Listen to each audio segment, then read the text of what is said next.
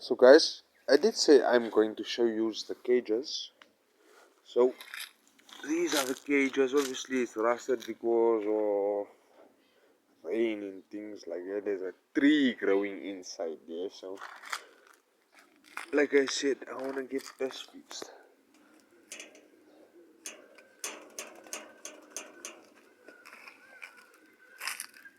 This one still works.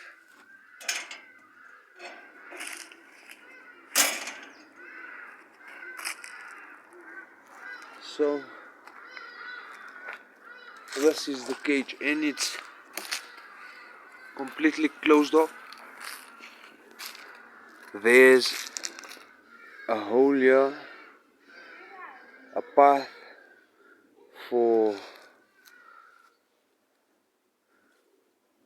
extra air ventilation, you know. They had this constructed for us one Ramadan for the dogs that we had. So that's that, folks. Toodaloo, toodaloo, folks. Oh, one more thing. Stay awesome. Stay awesome.